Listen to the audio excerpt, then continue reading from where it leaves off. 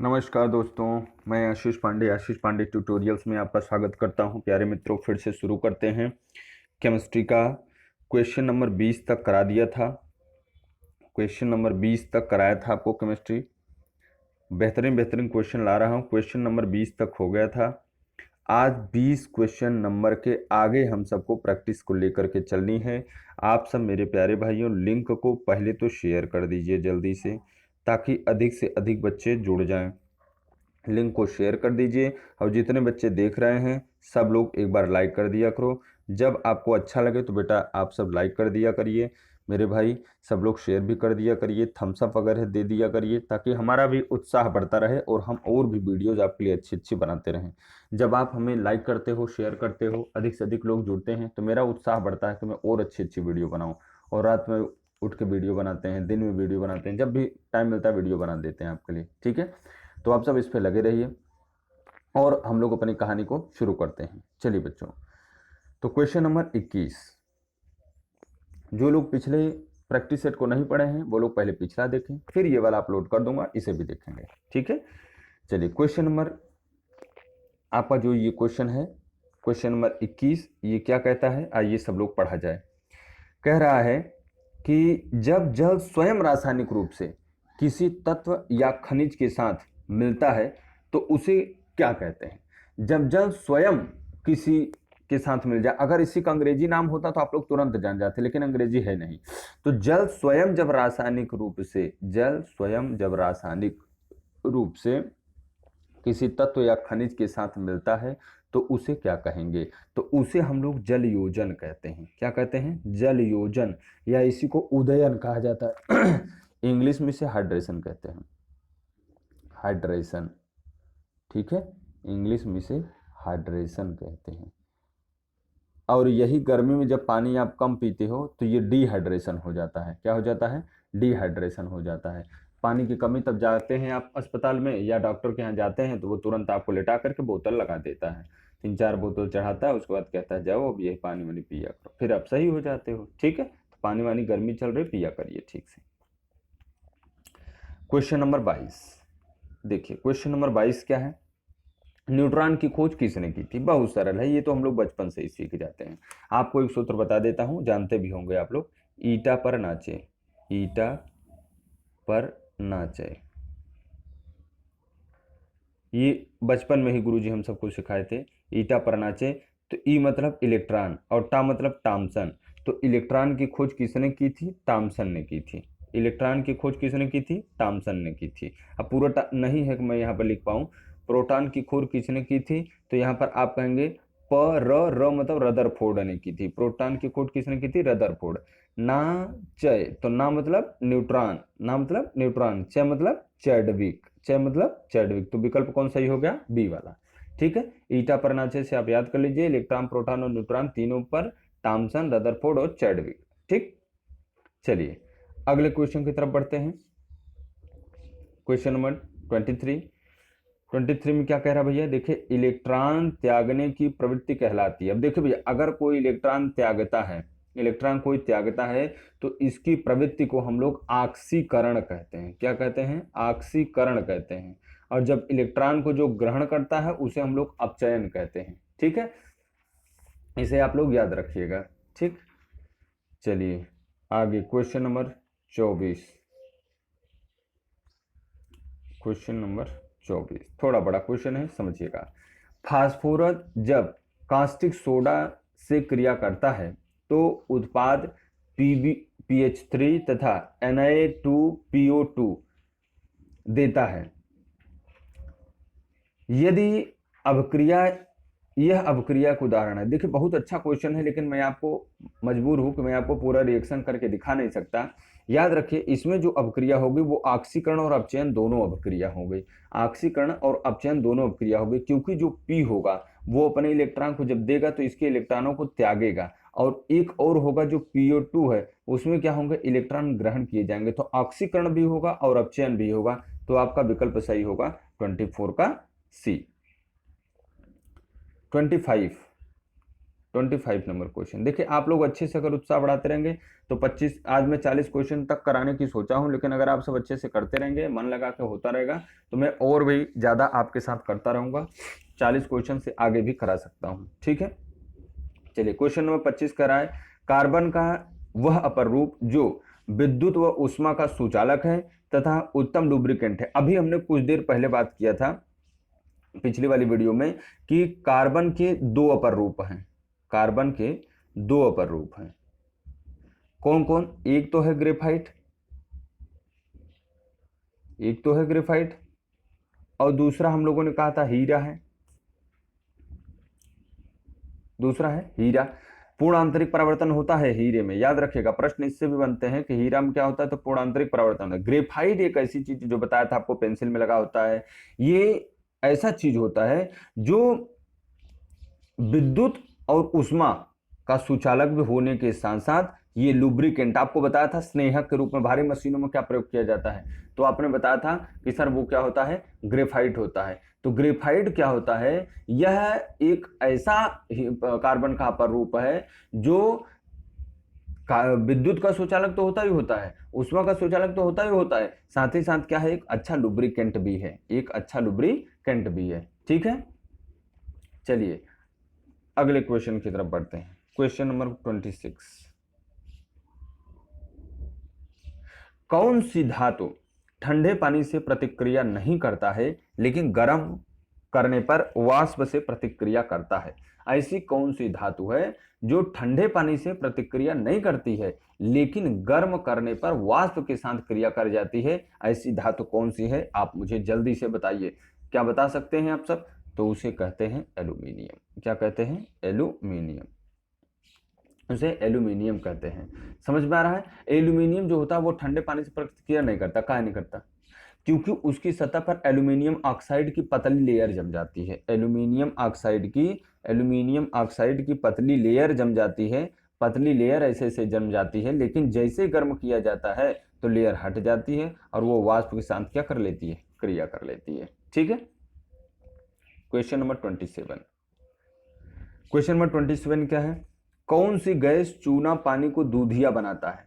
कौन सी गैस चूना पानी को दूधिया बनाता है? लिखा है sulphur dioxide, nitrous oxide, carbon dioxide और अमोनिया। कौन सा है आप मुझे बताइए। तो इसका रिएक्शन तो मैं आपको थोड़ा सा करा सकता हूं, थोड़ा छोटा ही रिएक्शन है। देखिए क्या कह रहे हैं, चूना पानी CaCO3 को जब हम कार्बन डाइऑक्साइड के साथ मिलाएंगे, CO2 के साथ मिलाएंगे, तो भैया पानी तो रहना चाहिए, ये H2O मिला देंगे, तो ये जो बनाता है, ये बनाता है क्या, कैल्शियम बाइकार्बोनेट, CaHCO3 और इसका बनाएगा ट्वाइस, तो ये कैल्शियम बाइकार्बोनेट बना लेता है। इसका मतलब अगर हमसे कभी दूधिया, अब ये कैल्शियम बाइकार्बोनेट क्या हो जाएगा, दूधिया हो जाएगा एकदम। तो हमने क्या मिला, कार्बन डाइऑक्साइड। तो अगर कार्बन डाइऑक्साइड हम कैल्शियम कार्बोनेट, ये कैल्शियम कार्बोनेट के साथ कार्बन डाइऑक्साइड अगर हम मिला देते हैं तो ये कैल्शियम बाइकार्बोनेट बन के तैयार होता है। और यही कैल्शियम बाइकार्बोनेट जो होता है वो चूने जैसे पानी में कैसा होता है, दूधिया रंग में प्राप्त होता है। तो आपका विकल्प सही होगा क्या, 27 का सी।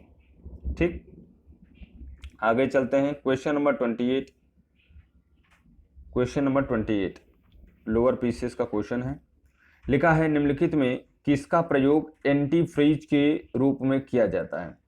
एंटी फ्रीज के रूप में किसका प्रयोग किया जाता है? तो आपको मैं बता दूं, मिथाइल अल्कोहल का। किसका प्रयोग किया जाता है? मिथाइल अल्कोहल का प्रयोग किया जाता है। ठीक है, इसका सूत्र क्या होगा, मेथेन एथेन CH3OH।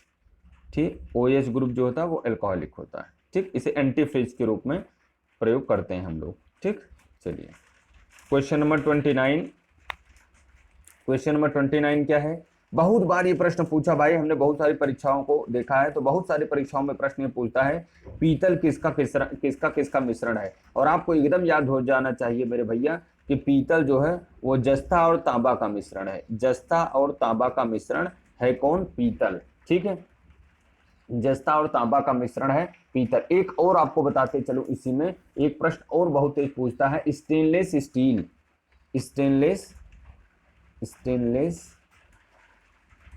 स्टील, ये किससे किससे मिलकर बना होता है? तो ये लोहा, निकिल और क्रोमियम से मिलकर बना होता है। लोहा, निकिल और क्रोमियम, ये तीन चीजों से मिल करके ये बना होता है स्टेनलेस स्टील। तो याद रखिएगा एकदम ध्यान से कि पीतल किससे बना होता है? तो आप कहेंगे जस्ता और तांबा से। पीतल किससे बना होता है? तो आप कहेंगे जस्ता और तांबा से। अगर स्टेनलेस स्टील पूछ ले किससे बना होता है, तो आप कहेंगे लोहा से, निकिल से और क्रोमियम से। तीन चीजों से मिलकर बना होता है, लोहा से, निकिल से और क्रोमियम से। दो प्रश्न आपके एकदम बढ़िया तैयार रहेंगे। चलिए 29 के बाद क्वेश्चन आ गया हमारा 30 नंबर। 30 नंबर क्वेश्चन क्या कहता है, जरा विचार किया जाए।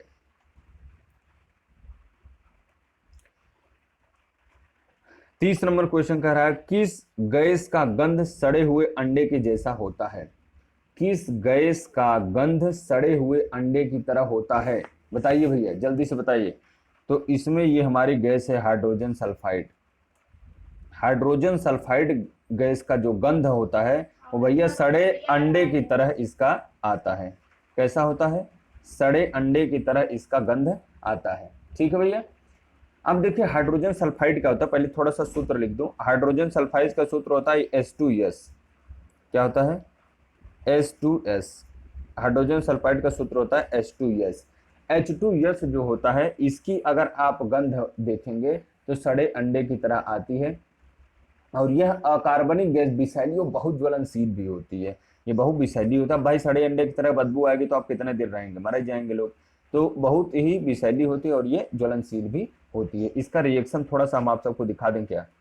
चलिए रिएक्शन कराते हैं इसका। जैसे मान लीजिए हमने ले लिया H2SO4, H2SO4 और उसमें मिलाया क्या? H2S। ठीक, तो ये बन के क्या तैयार होगा? पहले तो भैया पानी निकलेगा, सड़ा अंडा है, कुछ देर बाद पानी बैठ जाएगा और उसके बाद एक गैस निकलती है SO2। क्या निकलती है? SO2, सल्फर ऑक्साइड, है ना। SO2 निकलती है और क्या बचेगा आपके पास? यस हो गया, यस, ये दो, एक बच जाएगा आपका सल्फर। ठीक, तो ये रिएक्शन बन के तैयार होता है। क्लियर है? तो इसका उत्तर आपका क्या होगा? Hydrogen sulphide. हाइड्रोजन सल्फाइड का कोई सूत्र पूछे तो आप बताएंगे H2S। ठीक भैया। चलिए अगला प्रश्न। बहुत दिन हुए हैं देखे हुए।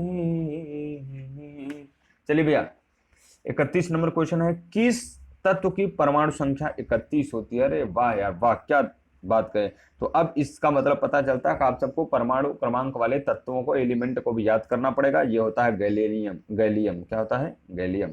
ठीक, अगला 32। बहुत दिन हो गए भाई याद किए ये सब क्वेश्चन, कक्षा 10-11 में ही गुरुजी मार मार के रटा दिए थे। चलिए रेडियो धर्मिता मापी जाती है, बहुत अच्छा प्रश्न है। 32 नंबर क्वेश्चन है, रेडियो धर्मिता मापी जाती है तो बताइए किसके द्वारा मापी जाएगी? तो इसका जो होता है वो होता है गीगर मूलर काउंटर। क्या होता है? Geiger Muller counter. इसमें जो होता है भैया क्या होता है कि इसमें जो मतलब जो तत्व पाए जाते हैं वो विखंडित होते रहते हैं। विखंडित होकर के कुछ अदृश्य किरणों का उत्सर्जन करने लग जाते हैं और इसी चीज को ही हम लोग रेडियो सक्रिय तत्व कहेंगे। जो लोग विखंडित हो और उसमें से कुछ ऐसे से निकालते रहे, ऐसे से उत्सर्जन करते रहे अदृश्य किरणें, जिसे हम आप नहीं देख सकते, नंगी आंखों से नहीं देखा जा सकता, तो इसे अदृश्य, तो जो तत्व निकाल रहा होता है इसे, उसी को हम लोग क्या कहते हैं भैया? पहली बात तो उसे कहते हैं रेडियो एक्टिव तत्व है। ये कैसा तत्व है? रेडियो एक्टिव तत्व है। इसका विकल्प ये सही होगा, तब बताता हूं। ये रेडियो एक्टिव तत्व है, पहली बात तो ये तब पता चल जाता है। अब जब रेडियो एक्टिव तत्व है तब यह घटना रेडियो संक्रियता कहलाती है, जो निकालने वाली प्रक्रिया है। और 90% रेडियो एक्टिव तत्व जो होता है वो समझता है अनेक रेडियो एक्टिव तत्व ज्ञात किए जा सकते हैं। तो इसको बताने वाले एक मूलर नाम के, गीगर मूलर नाम के वैज्ञानिक थे, जिनके नाम पर ही इसका मात्रक बना दिया गीगर मूलर काउंटर। ठीक, चलिए क्वेश्चन नंबर 33। क्वेश्चन नंबर 33, निम्नलिखित किसके प्रवाह के कारण एक इलेक्ट्रोलाइट के द्वारा इलेक्ट्रिक करंट पास करती है? निम्नलिखित किसके प्रवाह के कारण एक इलेक्ट्रोलाइट के द्वारा इलेक्ट्रिक करंट पास करती है? पहला मुक्त इलेक्ट्रॉन, धनात्मक और ऋणात्मक आयन, मुक्त इलेक्ट्रॉन और छिद्र, और डी है प्रोटॉन। तो बताइए इसमें क्या सही होगा। तो अब आपको बता दूं कि भैया जो प्रवाह होता है इलेक्ट्रिक का या उष्मा का, वो किसके कारण होता है? ये धनात्मक और ऋणात्मक आयन होते हैं। ये एक से बाद एक, एक के बाद एक, एक के बाद एक, एक के बाद एक, ऐसे ये पहुंचाते रहते हैं और पहुंचाते रहते हैं। तो जैसे ताप यहाँ है या विद्युत यहाँ है, तो ये इसको पहुंचाएगा, ये इसको पहुंचाएगा, ये इसको पहुंचाएगा, ये इसको पहुंचाएगा, ऐसे ऐसे करते करते ये पूरे तार में से फैलता रहता है। अब यार मेरे एक बात आप बताओ मुझे कि जब ये फैलता है तो कहोगे सर ये इसको देगा, ये इसको देगा, ये इसको देगा, बहुत टाइम लग जाएगा तब तो यहाँ आने में। ना जी ना, इसकी गति बहुत तेज होती है। यहाँ पे आपने किया और यहाँ पे तुरंत बल्ब जल जाता है। मतलब इसके अंदर ये इलेक्ट्रॉन का, आयन का एक दूसरे के पास तक ये विद्युत का या ऊष्मा का पहुंचाने का जो गति होती है वो बहुत ही तेज गति होती है। समझ में आया भैया? अब देखिए इसमें एक और बड़ी बात समझनी है कि जो करंट का प्रवाह होता है, करंट का प्रवाह जो इलेक्ट्रॉन होता है उसकी गति के विपरीत दिशा में होती है। अगर इलेक्ट्रॉन इधर जा रहा तो करंट इधर जाएगा। समझ में आ रही बात? ये बात भी आप याद रखिएगा। 34 नंबर क्वेश्चन देखते हैं। 34 नंबर क्वेश्चन देखते हैं। जब बेरियम क्लोराइड को पतला सल्फ्यूरिक एसिड में मिलाया जाता है तब आपको क्या दिखाई देता है? बेरियम क्लोराइड को पतला सल्फ्यूरिक एसिड में मिलाया जाता है तो क्या दिखाई देता है? आइए रिएक्शन कराते हैं। बेरियम क्लोराइड का सूत्र होगा BaCl2 को करें किस में मिला दो? सल्फ्यूरिक एसिड में मिला दो। सल्फ्यूरिक एसिड का सूत्र होता है H2SO4। अब इसको अगर मिलाएंगे तो भैया बनेगा BaSO4, BaSO4 प्लस क्या बनेगा? 2HCl, 2HCl बन के तैयार होगा। इसका मतलब ये सफेद अवक्षेप के रूप में बैठ जाएगा। ये क्या होगा? सफेद अवक्षेप के रूप में बैठ जाया करेगा, क्योंकि यहाँ पे HCl निकला है, ऊपर ऊपर रहेगा, ये अवक्षेप के रूप में बैठ जाएगा। तो आपका विकल्प सही होगा डी वाला। तो 34 का क्या सही हुआ? डी वाला। ठीक। क्वेश्चन नंबर 35 में क्या क्या? निम्नलिखित में किसका अधिकतम तापजनक मान होता है? सबसे अधिक तापजनक मान किसका होता है आपको बताना है 35 नंबर क्वेश्चन में। तो खुलेआम आप सब जानते हैं कि सूर्य की ऊष्मा विद्यमान है किसके कारण? तो आप कहेंगे सर हाइड्रोजन के कारण। और सूर्य की ऊष्मा सबसे अधिक हो रही है, इसका मतलब हाइड्रोजन सबसे अधिक तापजनक मान होता है। ठीक है, क्लियर भैया? आगे बढ़ें। चलिए 36 नंबर क्वेश्चन। 36 नंबर क्वेश्चन कह रहा है कि ऑक्सीजन की खोज की थी। ऑक्सीजन की खोज किसने की थी? सब लोग जानते होंगे भैया, प्रिस्टले ने की थी। किसने की थी? प्रिस्टले ने की थी। अब ऑक्सीजन क्या होता है? रंगहीन होगा, गंधहीन होगा, स्वादहीन होगा, और ये क्या है? सबसे बड़ी बात गैस है। तो कैसी गैस है? रंगहीन, स्वादहीन और ये गंधहीन गैस है। इसकी ये क्या है? गैस है। इसकी खोज में दो लोग शामिल थे। अगर सही बात पूछा जाए, दो लोग शामिल थे। एक तो जे प्रिस्टले थे और दूसरी CW सेले थे। एक कौन थे? प्रिस्टले थे, प्रिस्टले थे, प्रिस्टले थे, और एक कौन थे? CW सीले थे, CW सीले थे। ठीक, ये दो वैज्ञानिक इसमें शामिल थे। तो भैया इसमें दोनों लोगों ने बहुत महत्वपूर्ण भूमिका निभाई थी इसको खोज करने में। वास्तव में ऑक्सीजन तत्व की खोज जो हुई थी भैया, वो कब हुई थी? 1772 ईस्वी में। आप कहोगे क्या इसके पहले ऑक्सीजन नहीं थी? थी, लेकिन लोग जानते नहीं थे। अब ये क्या हुआ था? जैसे ये जो सीले थे, ये क्या किए थे उस समय कि ये पोटेशियम नाइट्रेट को गर्म कर रहे थे। उसी समय ये जो गैस निकली, उसी की खोज ये प्रिस्टले ने और ये CW दोनों लोग मिलकर, CW सीले दोनों लोग मिलकर किए। लेकिन प्रक्रिया किसने शुरू की थी? CW सीले ने। लेकिन ये बता नहीं पाए थे, तो बताया किसने? प्रिस्टले ने। और नाम किसने दिया? प्रिस्टले ने। तो जब जाकर के ये क्या, इसके ऑक्सीजन के खोजकर्ता के रूप में कौन आएंगे? आपको बताना पड़ेगा प्रिस्टले। लेकिन अगर मान लीजिए प्रिस्टले ऑप्शन में नहीं है तो तब आप सीले लगा सकते हैं। जंग लगने पर लोहे का भार क्या होता है? बहुत बार प्रश्न पूछा, भी पिछली बार भी रेलवे की परीक्षा में पूछा गया था कि जंग लगने पर लोहे का भार क्या होगा? बढ़ेगा, घटेगा या कोई असर नहीं पड़ेगा या परिवर्तित होगा। अब देखिए भैया लोग क्या सोचते हैं ना कि जैसे ही भाई लोहे में जंग लग गया तो वो झरझर के गिर जाएगा तो उसका भार कम हो जाएगा, ऐसा सब लोग सोच लेते हैं। लेकिन भैया ना ना ना, ऐसा कुछ नहीं होता है कि जब भी अगर जंग लगा तो लोहे का भार बढ़ जाता है। जब भी जंग लगेगा तो लोहे का भार बढ़ जाता है। काहे बढ़ जाता है? लोहा जो होता है उसमें नम वायु में अगर हम लोग रख दें तो भूरे रंग उस पर हो जाएगी परत, उस पर क्या हो जाएगी, परत चढ़ जाएगी। और ये भूरे रंग की जो परत चढ़ जाएगी उसमें ऑक्सीजन वो ले लेगा। तब उस पर क्या होता है, जो परत जम जाती है उससे क्या होता है, उसके भार में थोड़ा थोड़ा थोड़ा थोड़ा वृद्धि होना चालू कर देती है। समझ रहे हैं? तो ये जो भूरी परत होती है ये फेरिक ऑक्साइड होती है। क्या होती है? Ferric oxide. इसका सूत्र लिख लीजिए Fe2O3। फेरिक ऑक्साइड होती है। या आप कह सकते हैं कि जो जंग का सूत्र होता है या मोर्चा का जो सूत्र होता है, मोर्चा, मोर्चा जानते हो ना यार, मोर्चा, मोर्चा का जो सूत्र होता है वो Fe2O3 होता है। तो इसी की परत जब चढ़ जाती है तो भैया क्या होता है, उसका वजन थोड़ा सा बढ़ जाता है। तो जंग लगने पर कभी भी अगर कोई आपसे पूछे कि लोहे के भार में क्या होता है तो बढ़ता है, उसकी लोहे के भार में वृद्धि हो जाती है। आइए सर 38 नंबर क्वेश्चन, शहद का प्रमुख घटक है। शहद का प्रमुख घटक क्या है आप बताइए जरा। तो भैया शहद है, मीठा आता है तो पक्का है कि इसमें फ्रक्टोज होगा। इसमें क्या होगा? फ्रक्टोज होगा। अच्छा ये कहां से मिलता? फ्रक्टोज क्या होता है जानते हैं? फ्रक्टोज क्या होता है जानते हैं हम सब? इसे फलों की शर्करा भी कहते हैं। फलों की शर्करा मतलब फल में पाई जाने वाली चीनी, फलों की शर्करा भी इसी को कहते हैं। किसको? शहद को। इसमें क्या होता है ना, 41% तो शर्करा होती है, यही फ्रक्टोज होता है। 41%, 41% फ्रक्टोज होता है। 34% इसमें ग्लूकोज होता है। 34% ग्लूकोज होता है। 18% पानी होता है। 18% वाटर होता है और बाकी जो बचते हैं उसी में सब हो जाते हैं। ठीक, तो इस प्रकार से आपका शहद बन जाता है। आगे चलिए, क्वेश्चन संख्या 39। 39 में क्या, निम्नलिखित किसमें कार्बन नहीं होता है? किसमें कार्बन नहीं होता? अब आप बताइए भैया जी, किसमें कार्बन नहीं होगा? अगर आप देखें तो डायमंड क्या है? डायमंड क्या है? कोयले का ही अपर रूप है। डायमंड क्या है? कोयले का ही अपर रूप है। ग्रेफाइट क्या है? कोयले का ही अपर रूप है। कोयला क्या है? कोयले का ही अपर रूप है। लेकिन इसमें से कोई नहीं, जो ये ऑप्शन है यही वाला हमारा विकल्प क्या हो जाएगा, बिल्कुल सही हो जाएगा। इसमें सब में कार्बन पाया जाता है, कोई ऐसा नहीं है जिसमें कार्बन नहीं पाया जाता। 40 नंबर क्वेश्चन की तरफ बढ़ जाइए। अरे वाह, सूत्र पूछ लिया। मैग्नेटाइड है तो मैग्नेटाइट का आपसे सूत्र पूछा है, अब ही कि कुछ दे। बहुत अच्छा क्वेश्चन है, Fe3O4। ठीक है, तो ये हो जाएगा Fe3O4। ठीक, अब चलिए बाबूजी आगे बढ़ते हैं हम लोग। Question number 41। क्वेश्चन नंबर 41 क्या है जरा आप पढ़ लो और आपको इसमें करना है।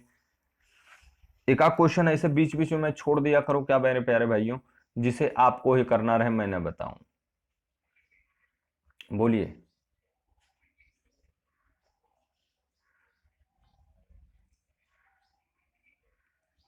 बोलो भाई, आप लोग यार कमेंट वमेंट नहीं कर रहे हो, मजा नहीं आ रहा। कमेंट वमेंट करते जाओ, हाय हेलो गुड मॉर्निंग या ऑप्शन का जवाब ही देते जाओ। ठीक, चलिए। लिखा है शुष्क सेल में प्रयुक्त कैथोड है। शुष्क सेल में प्रयुक्त कैथोड है, क्या है शुष्क सेल में प्रयुक्त कैथोड क्या है? तो आप सब जानते हैं मेरे भाई कि है जस्ता। क्या है? जस्ता। क्या है भैया? जस्ता। क्या है?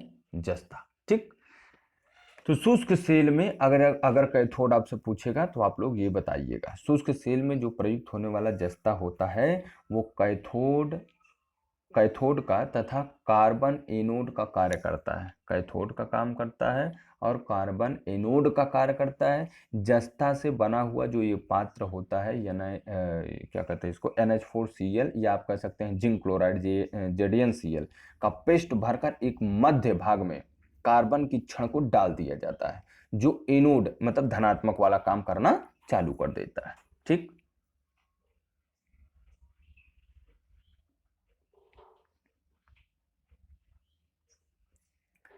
अब आइए भैया अगला क्वेश्चन 42।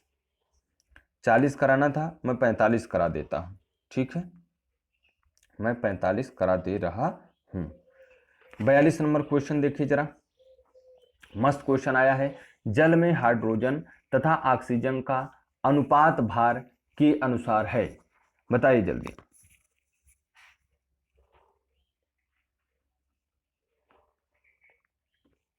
अनुपात भार के अनुसार बताइए, जल्दी जल्दी बताएंगे। चलिए मैं ही बताता हूं।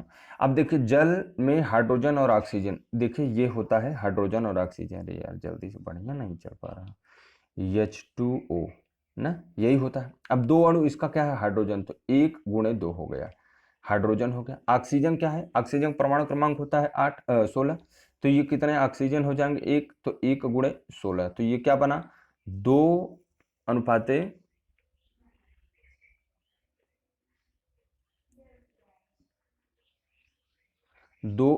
16, तो 2 × 1 = 2, 2 × 8 = 16, तो ये अनुपात बन के तैयार हुआ 1 × 8।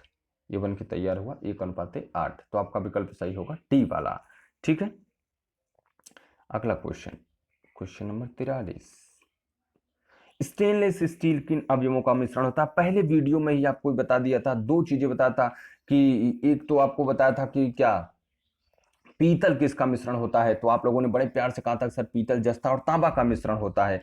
और उसी समय हमने ये बताया था कि स्टेनलेस स्टील किसका मिश्रण होता है, तो आपने बताया था मुझे, क्या बताया था भैया जी, लोहा, निकिल और क्रोमियम। तो देखिए आ गया क्वेश्चन, तो इसे आप लोग ध्यान रखा करिए, जब कोई क्वेश्चन में कोई चीज एक्स्ट्रा बताऊं तो आप लोग उसे तुरंत याद रखा करिए, ठीक। चलिए क्वेश्चन नंबर 44। खाने का सोडा होता है, अरे यार ये तो सबको आना चाहिए, खाने का सोडा सोडियम बाइकार्बोनेट होता है, सोडियम बाइकार्बोनेट होता है। खाने वाला सोडा क्या होता है, सोडियम बाइकार्बोनेट होता है, ठीक। इसी खाने वाले सोडे का एक नाम आपको और बता दूं, क्या होता है भैया, बेकिंग सोडा। क्या होता है, बेकिंग सोडा, इसी को हम लोग क्या कहते हैं, बेकिंग सोडा, बेकिंग सोडा, क्या कहते हैं इसी को, बेकिंग सोडा कहते हैं, ठीक।